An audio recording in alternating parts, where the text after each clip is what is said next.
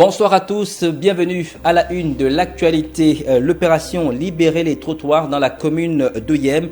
L'édit de la ville rassure les commerçants impactés par cette opération. Il promet de leur trouver un nouveau site pour exercer en toute quiétude leurs activités. Michel Stéphane Bonda, élu président du Centre gabonais des élections, il aura pour mission l'organisation des élections générales au Gabon, notamment les présidentielles, les législatives et les locales.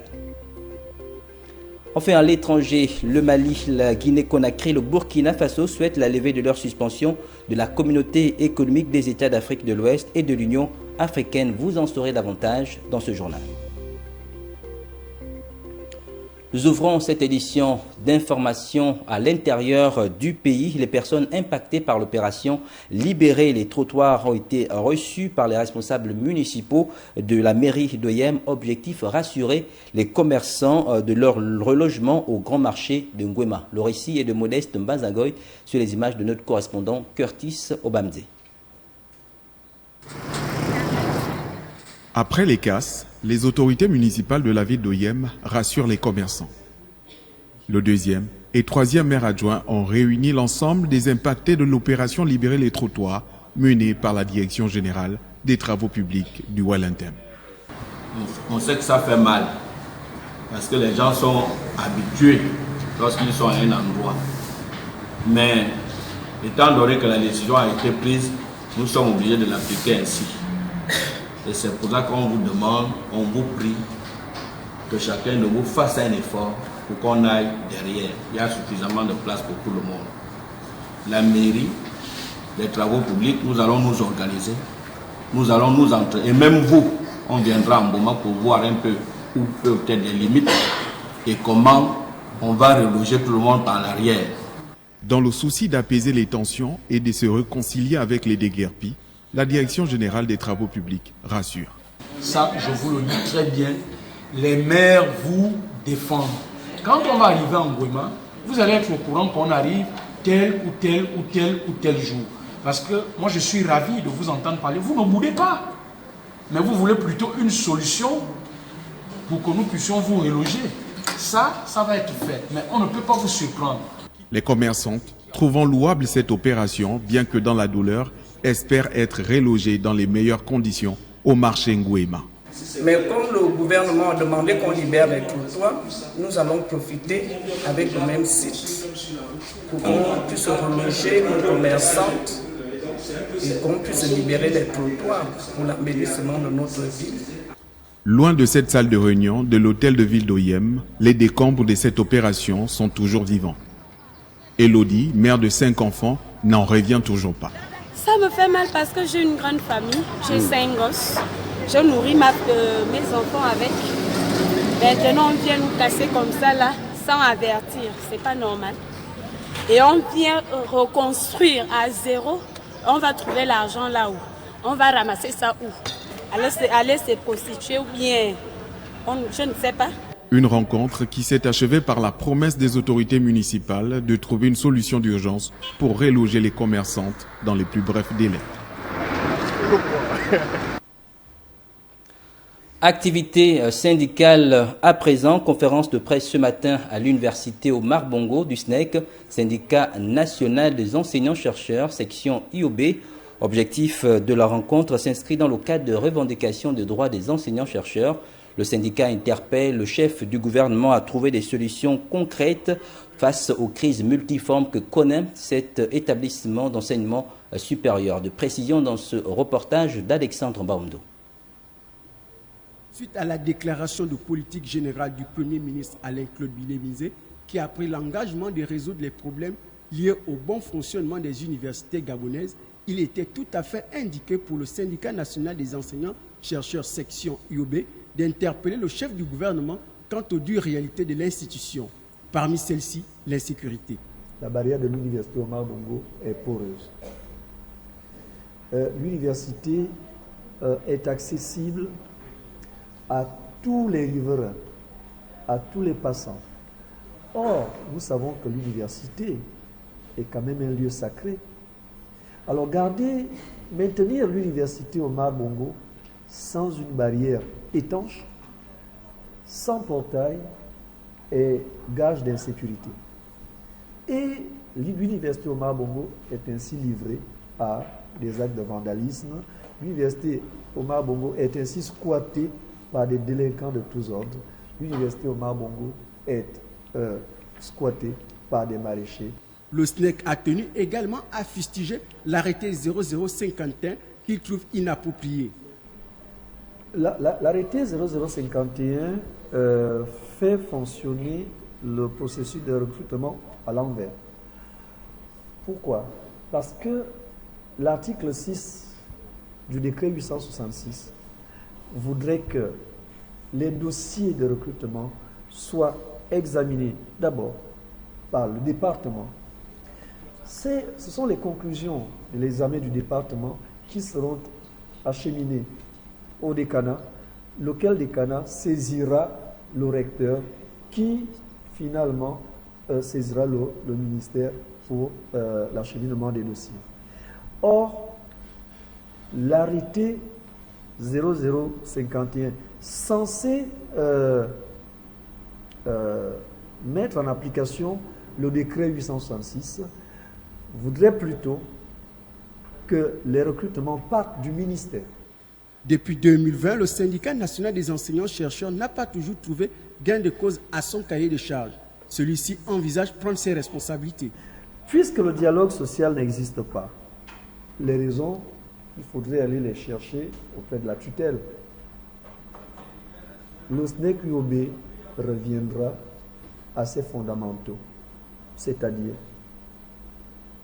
le blocage, la fermeture du portail pour qu'aucune activité n'ait lieu au sein de l'université Omar Bongo tant que les propositions que nous faisons ne seront pas examinées par le gouvernement. À titre de rappel, l'université Omar Bongo a été créée en 1970. Elle a formé 70% de l'élite gabonaise.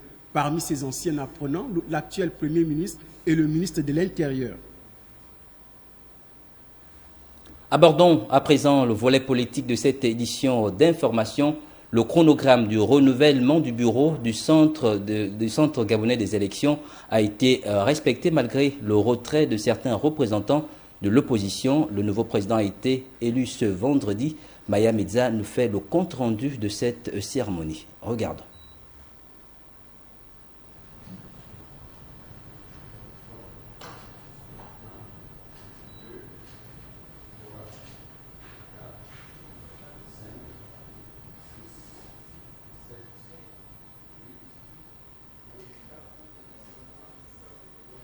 Les dossiers retenus ont été transmis à la commission spéciale chargée de l'audition de tous les candidats. À l'issue de ces auditions, l'élection proprement dite du nouveau président du CGE a eu lieu. Honorine Nzebitege, la présidente de la commission spéciale représentant la majorité, donne plus de détails sur le suffrage accordé à Michel Stéphane Bonda. Nous avons M. Manfumbi Aristide, une voix, 10%. Monsieur Mbunda Michel, 8 voix, 80%. Monsieur Rugula Daya Jacques, une voix, 10%. Ce qui nous donne 100%. Je vous remercie. Cela veut dire à la fin que c'est Monsieur Mbunda Michel qui est élu président du CGE. Le nouveau président du Centre gabonais des élections exprime sa satisfaction.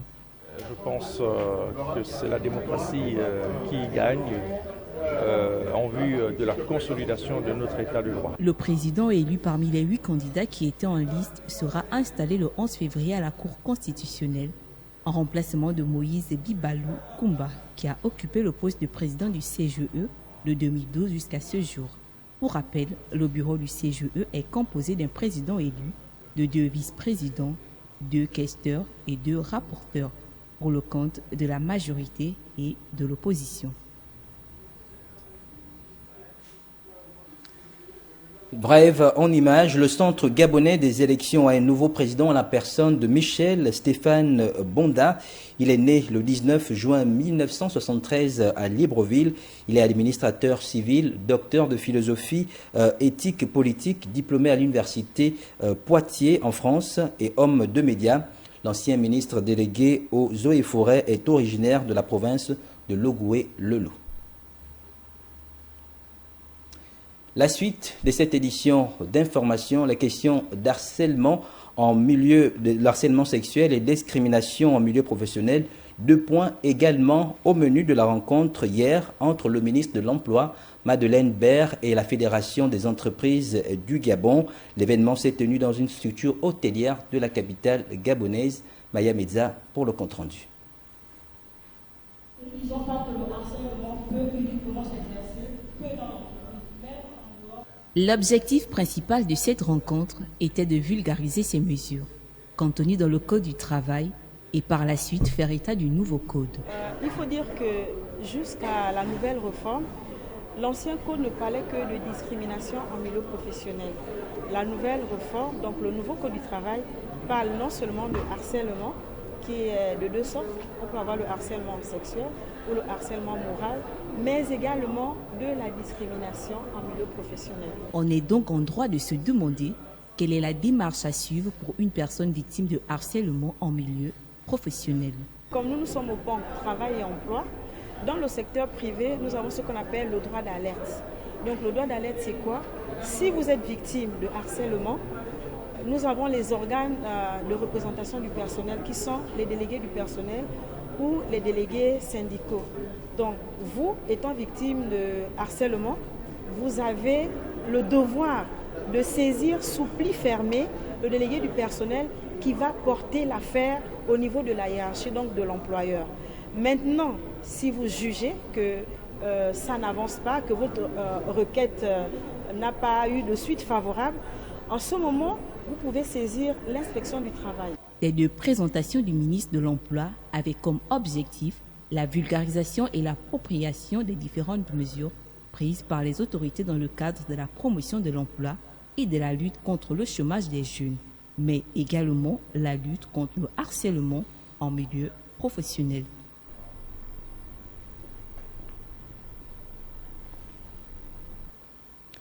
L'actualité hors de nos frontières à présent, le Burkina Faso, le Mali, la Guinée-Conakry, 3 pays dirigés par des militaires issus de coups d'État ont communiqué conjointement hier jeudi de leur souhait de la levée de leur suspension de la communauté économique d'États d'Afrique de l'Ouest et de l'Union africaine. Le récit est signé Sidel Niman. À l'issue d'une rencontre des ministres des Affaires étrangères du Mali, du Burkina Faso et de la Guinée, les 3 pays ont décidé de mutualiser leurs efforts et d'entreprendre des initiatives communes pour la levée des mesures de suspension et autres restrictions prises par la CEDEAO et l'Union africaine. Les 3 pays avaient été suspendus de ces 2 organisations après les prises de pouvoir successives par des militaires en 2020, 2021 et 2022. Le Mali et la Guinée avaient en outre été soumis à d'autres sanctions, en partie levées depuis.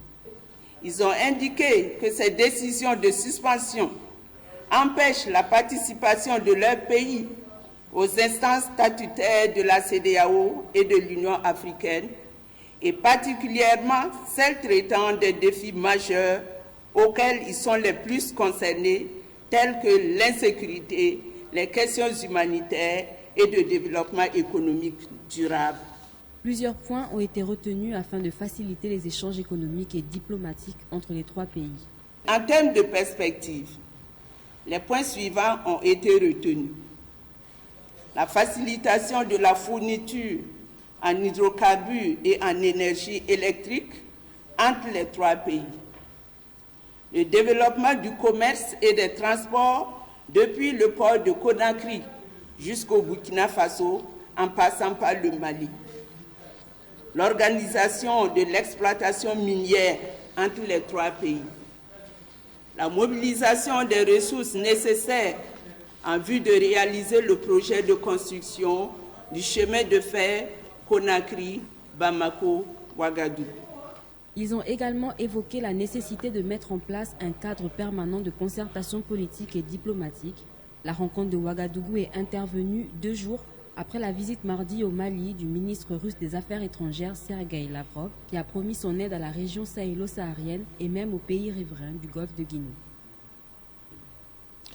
Cap à présent au Mali, quelles sont les retombées de la visite du ministre des Affaires étrangères russe dans ce pays? La Russie s'est dit plus que jamais déterminée à accompagner militairement les pays du Sahel confrontés au djihadisme. Regardons. Sergueï Lavrov, le chef de la diplomatie russe, a tenu un discours élogieux sur la nouvelle alliance Mali-Russie contre le terrorisme qui endeuille la région. Aux côtés d'Abdoulaye Diop, son homologue malien, le ministre russe des Affaires étrangères a indiqué l'implication et la détermination de son pays à soutenir militairement la Guinée, le Burkina Faso, le Tchad et en général la région sahélo-sahélienne et même les pays riverains du golfe de Guinée. Les Maliens s'attendent ainsi à la poursuite du soutien militaire matérialisé depuis fin 2021 par des livraisons d'armement et l'envoi de centaines d'hommes, décrits en fonction des sources comme des instructeurs de l'armée russe ou des mercenaires de Wagner, un groupe de sécurité privée. Cet engagement de la Russie intensifié en Afrique démontre sa volonté d'occuper le terrain au moment où les États-Unis viennent de lancer une offensive diplomatique sur le continent déjà en proie à une âpre concurrence stratégique et économique entre grandes puissances. Cette visite historique de Lavrov au Mali, en proie à la violence djihadiste et à une profonde crise multidimensionnelle, concrétise le rapprochement opéré par Assimi Goïta au moment où il rompt l'alliance militaire avec la France et ses partenaires. En plus du soutien militaire, Moscou se propose également d'assurer un approvisionnement régulier en céréales, engrais et hydrocarbures au Mali. Il serait bon de signaler que la poussée russe en Afrique alarme les Occidentaux. L'Afrique de l'Ouest en particulier a connu depuis 2020 une contagion de coups d'État non seulement au Mali, mais aussi en Guinée et au Burkina Faso. L'instabilité du Sahel a fait le lit de la présence russe. Le Burkina, ensanglanté par les violences djihadistes, demande aussi le départ des forces françaises. Avant de quitter le Mali, Sergueï Lavrov a invité le colonel Assimi Goïta à un sommet Russie-Afrique qui se tiendra en juillet prochain à Saint-Pétersbourg en Russie. Il est passé par la Mauritanie qui s'est opposée à l'annexion de l'Ukraine par la Russie et a rassuré l'offre de soutien de Moscou contre les djihadistes. L'émissaire de Vladimir Poutine a terminé son périple africain au Soudan. Moscou entend soutenir ce pays dans la levée des sanctions de l'ONU qui le frappe en l'enlisant dans une profonde crise économique et politique. Le récit était signé Ralph Lenyongo. La suite de cette édition d'information en sport, le mondial des clubs prend fin samedi 11 février. À l'affiche, le club égyptien d'Al Ahly sera opposé au club brésilien de Flamengo pour la 3e place. Le club espagnol de Flamengo sera opposé au Real Madrid. Plus de précisions dans ce reportage d'Herman Malaga Moussavou. La finale de la 13e édition du Mondial des clubs opposera ce samedi 11 février 2023 à 20h le club espagnol du Real Madrid à l'ambitieuse équipe d'Al Hilal d'Arabie Saoudite. Le stade du complexe sportif Prince Mouled Abdallah à Rabat sera le témoin de cette belle rencontre lorsqu'il sera 20h. Match qui pourrait offrir au Real Madrid son 5e titre de champion du monde des clubs ou voir Al Hilal d'Arabie Saoudite remporter son premier sacre. Ce qui serait une belle prouesse pour le Qatar, qui désormais devient une vraie destination de football. D'abord avec cette victoire au mondial du Qatar contre l'Argentine de Lionel Messi, championne du monde, 1-0 lors du premier tour. Ensuite avec la présence en Qatar Star League du quintuple Ballon d'Or Cristiano Ronaldo, déjà auteur d'un quadruplé dans ce championnat. Le match pour la 3e place verra plutôt à 16h le club égyptien d'Al Ahly, opposé aux Brésiliens de Flamengo. Une rencontre entre deux clubs qui ont été battus lors des demi-finales, 4-1 et 3-2 respectivement, contre le Real Madrid et Al Hilal. Un match qui promet un beau spectacle entre deux clubs revanchards. Le club merengue du Real Madrid, quant à lui, a clairement affiché ses ambitions pour cette finale, en se renforçant pour ce match du Ballon d'Or Karim Benzema et de son rock en défense Eder Militao. C'est la fin de cette édition d'information préparée par l'ensemble de la rédaction. Merci de nous avoir regardés. Je vous retrouve la semaine prochaine s'il plaît à Dieu. Demain, vous aurez Leslie Nanaker pour vous informer. Bonne suite de programme sur TV+. Prenez soin de vous. Au revoir.